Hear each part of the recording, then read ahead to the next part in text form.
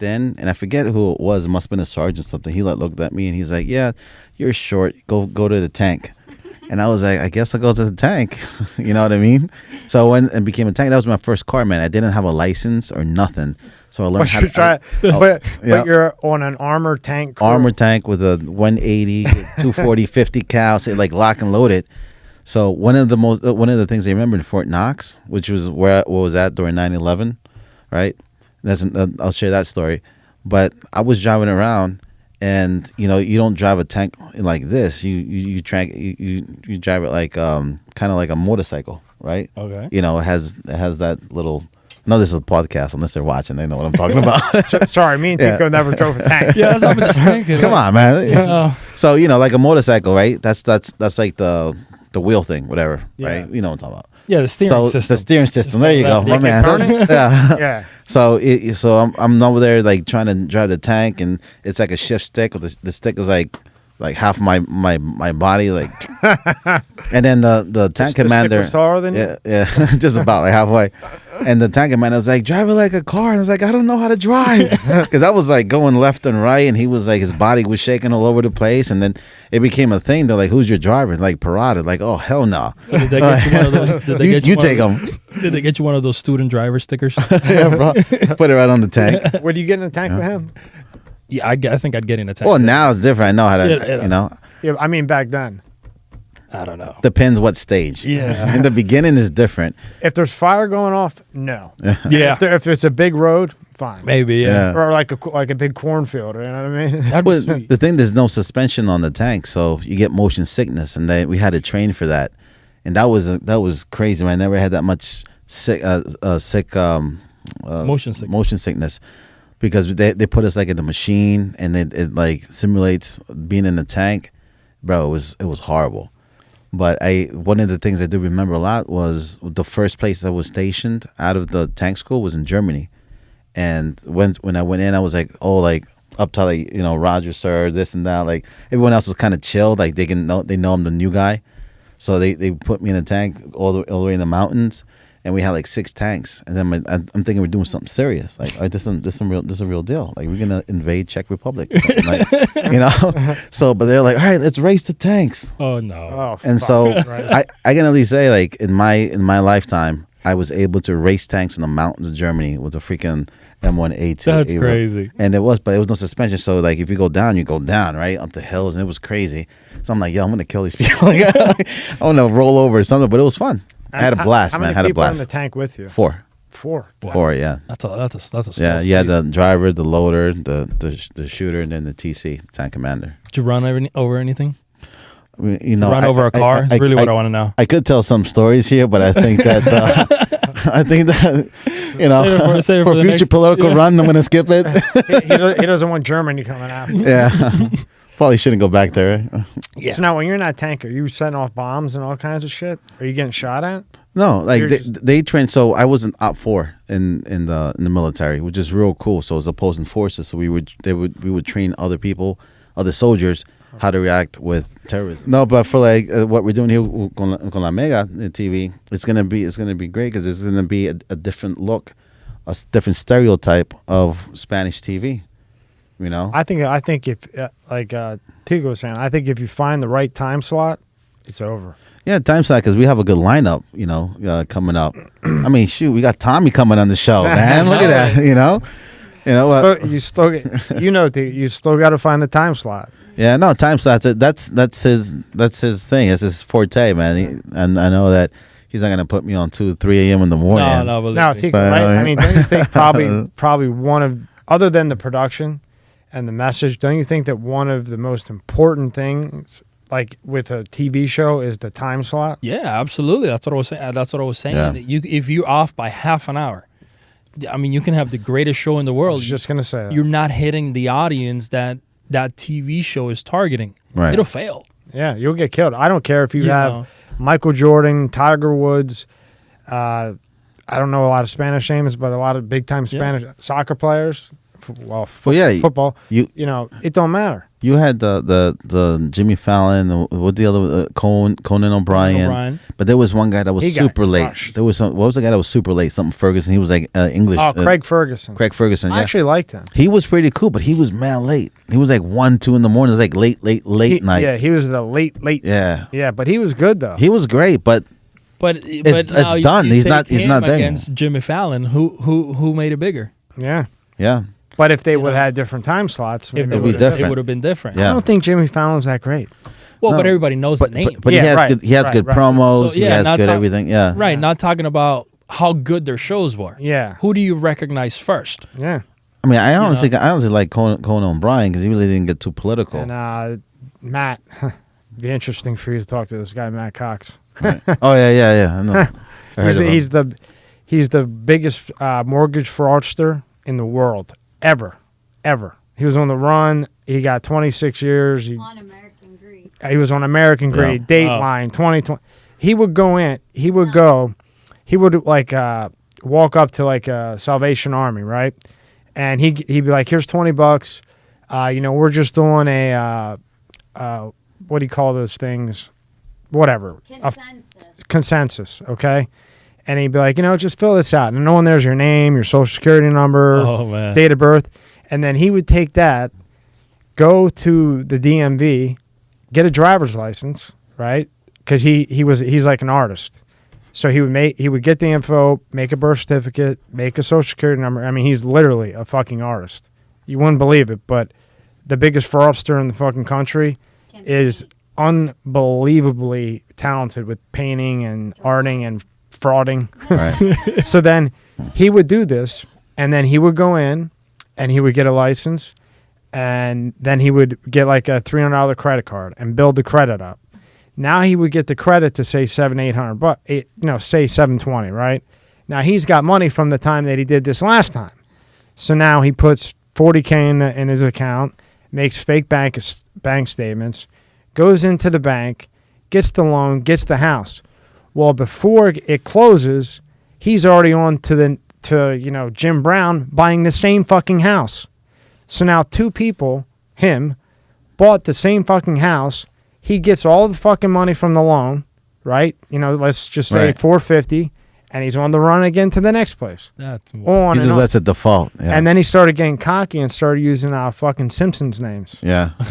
He really did, and he got away with it. Well, one of my favorite parts, not to sidetrack too much from the what we're talking about, but from that story, was when the FBI was trying to take his money, and they were like, "You still have money, hidden." And he's like, "Where?" And he took out bank statements, and then they're like, "He's like, did you go to that website?" He's like, "Yeah, we went to the website," and then like, okay, and then it's a fake bank. He created a fake bank on the web. And the feds were like, "We know you have money in there. This is the bank, Yeah. and here's the routing number." And all he did was like change like one letter, Yeah. right? and he put like a different fucking number, and they literally thought he had fucking money in there. But he used that bank fucking site to rig shit like crazy. And how he got nailed? A girl. Of course. Every movie, every war, everything. Scarface went down because of a girl, but I'm Natural disaster. Yeah. I'm sure he would have got hit eventually, but she made it happen a lot quicker. But he was on the run for. Well, you watch it. I'll send you the link. Yeah, he was on the run, and like the feds were calling him, and he's like, "Fuck you, you'll never catch me." Wow. And then he goes into the bank and does it again. While he's American Most Wanted is all over. He got plastic surgery and everything. Fucking crazy, right? Crazy story, man. Talk about an entrepreneur, boy. Yeah. God. Nah, I mean, he could be something if he just stopped the bullshit. Yeah. How did you get so big in this mortgage? I understand the networking, but there's more to it than networking with the mortgage thing. Well, so I came across a lot of deals that a lot of people didn't want to do. Right. And for me, I was like, well, if you take 2-3 extra steps and help this person either fix their credit or tell them how to get more money into the bank, gift them letters or just get creative, then we can close. So people would be like, no, it's too complicated. No, it's too complicated, and just pass and pass and pass. I noticed, well, if I offer certain products to them and then I can educate them, I can close. So one of those deals was like an ITIN deal. So What's an ITIN? An ITIN is someone who doesn't have a social. Okay. right? So in the individual tax number that they had, right?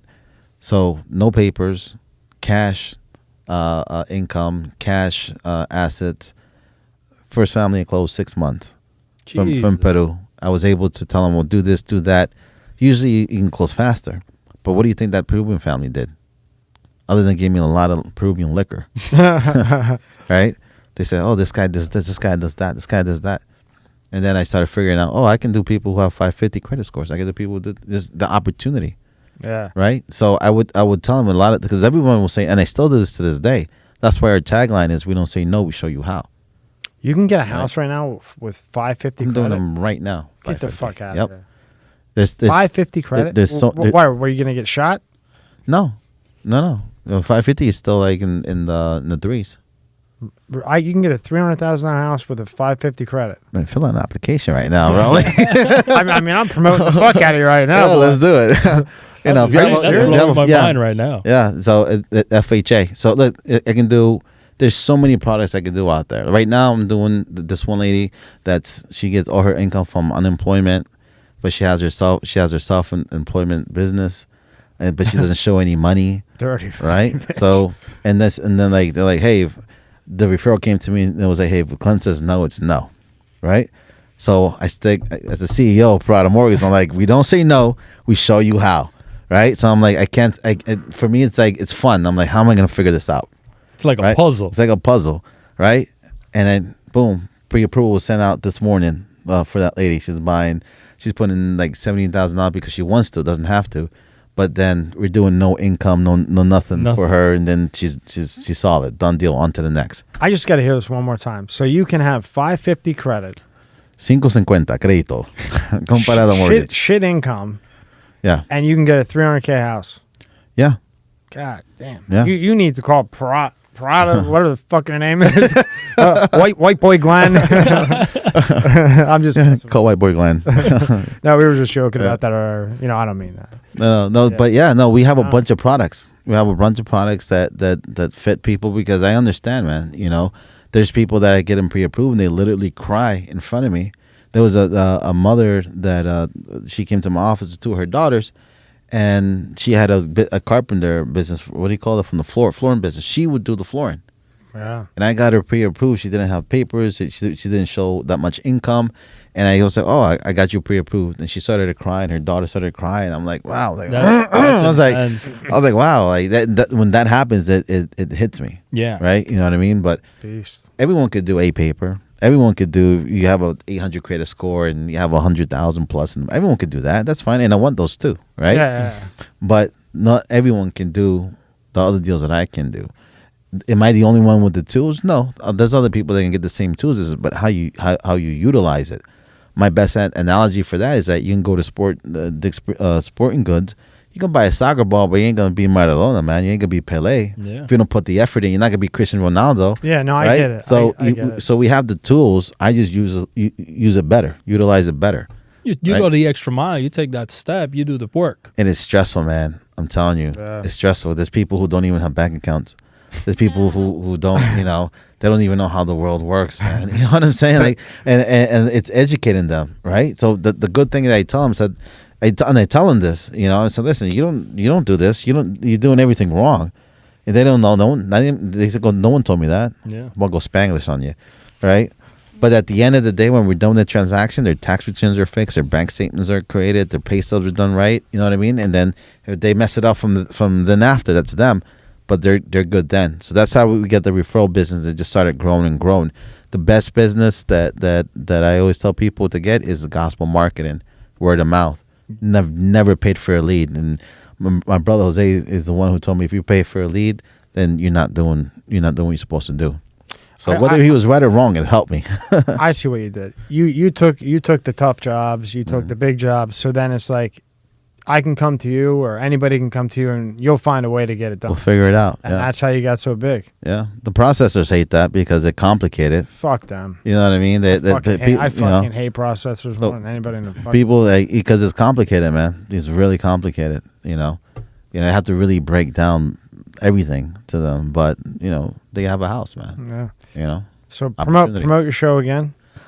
The Parada Show. Aquí con el señor Glenn Parada. And Mega TV. And Mega TV. Tico, give me something. Come Promote on, it. man. Promote it. Promote the fuck out. Oh man, listen, I'm kind of the backstage guy. You're like the behind the scenes. Yeah. Yeah, definitely behind the scenes. Glenn- That's- Glenn will promote it. We are going to represent West Palm. We're going to represent the people here in such a great manner, and it's going to be fun. It's going to be super fun, man. It's you're going to see individuals outside of their political realm, right? Like, for example, if I bring the governor or the mayor, yeah, we'll have an interview, we'll have a conversation. But then after that, I'll be like, hey, let's see the mayor do beer pong. You know what I mean? Like something fun. You know what I mean? That would be funny, right? So, Just see the mayor do beer so pong. just seeing people out of their element, but Yeah. being themselves, and I think that's key. And then saying, and at the same time, people see us on the map. They see it's in Spanish. They're not gonna be like, hey, oh, it's all stereotypical Spanish TV, right? Yeah. So we're gonna bring that. You know, and That would be fun. That would be funny to see a mayor play beer pong. It's Right? gonna be awesome, and it's gonna be in Espanol. yeah. Now, just real quick, how the fuck are you gonna get him to do it? Bro. Bribes. They, No, I'm kidding. Hey, just give him an envelope. Yeah. if you see all the other He's probably getting paid shit anyway. if you see the other shows, I mean, they already know what to expect. Say, listen, I'm gonna do my monologue in the beginning, and then boom, commercials, then come back, and then the interview. Let's say with the mayor for the assistant. Yeah. He already knows that after those commercials, we're gonna come back. Hey, we're playing a game with the mayor, right? There's nothing wrong politically if we put some, whatever here and play beer Yeah, pong. and I think that's going to be the funniest thing to see So- their face when they realize what the game is, because Yeah. they'll know it's a game, yeah. Yeah. but they won't know what the game is until it actually comes time to See, now, play. if you but- do shit like that with like mayors, governors, and not just political people, just Yeah. just people that are kind of known, like even like the 5 o'clock news guy. Yeah. Yeah. Have him do like fucking a cartwheel or something. Yeah. You know what I mean? I mean, I would watch it. something fun that they would do. Yeah. You know what I mean? Like we'll do a research on whoever we interview. Like we know, hey, this guy is he had a couple of drinks and the news anchor, or whatever. Or like, for example, if you bring Stone and put martini glasses with beer pong, something that She's the one. She's the one you want to talk to for Stone. Oh yeah. No, we're gonna have that. Oh, Stone is. Yeah. Christ.